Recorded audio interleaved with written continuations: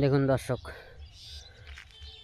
কতটা ঘন কুয়াশা, সামান্য দূরত্বটুকু দেখা যাচ্ছে না। তো আমি যে সামনে একটি গাছ দেখাচ্ছি, একটি শিমুল গাছ। গাছে পাতা নেই, গাছে পাতা আছে কিন্তু ছোট ছোট পাতা।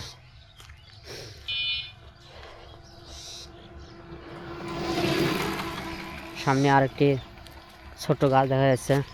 তো গাছ ছোট না, গাছ বড়ই, কিন্তু আমার ক্যামেরার লেন্সে ছোট ছোট আকারে দেখা যাচ্ছে। তো এই গাছের কিছু একটা রহস্য আছে, সেটা আপনাদেরকে বলবো। এই গাছটির নাম হলো জিগের গাছ। আরেকটি পাশে ওই যে গাছ দেখা যাচ্ছে শিমুল গাছ। বললাম, একটু আগে বললাম গাছের পাতা আছে কম।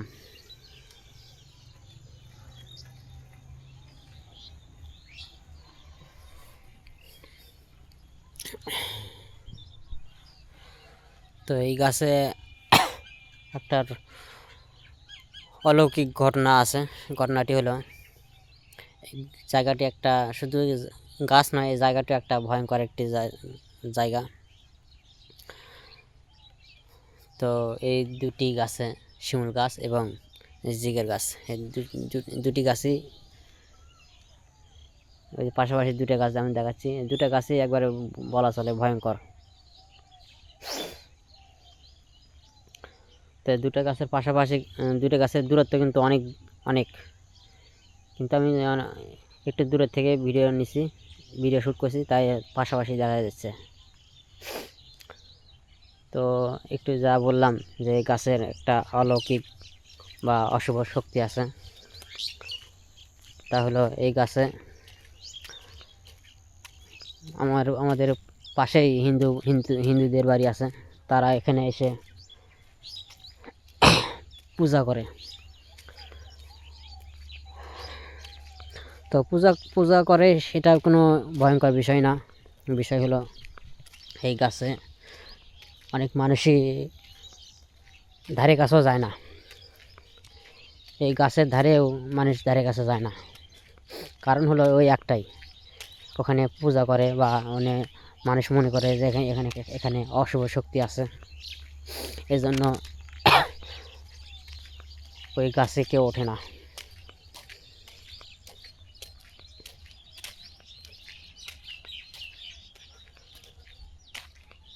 এ হলো বড়ই গাছ।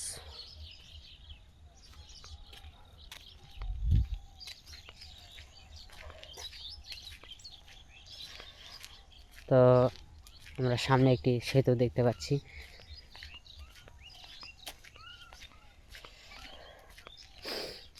দেখুন, সেতু আমার কাছ থেকে প্রায়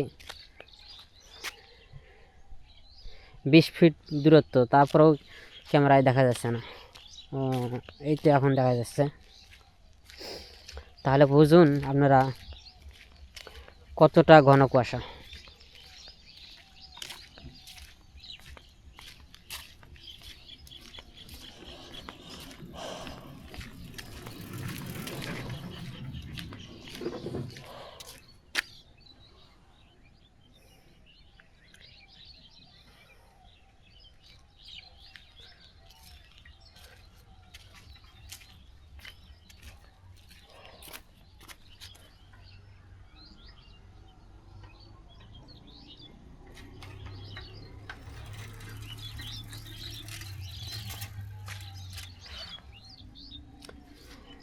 তো এই জায়গাটি একটা অপূর্ব সুন্দর জায়গা।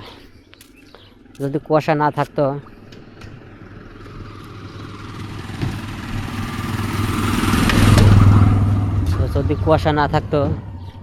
এই জায়গাটার দৃশ্যটা অপূর্ব সুন্দর দেখা যেত। কিন্তু ঘন কুয়াশার কারণে এর সৌন্দর্য আমি দেখাতে পারছি না।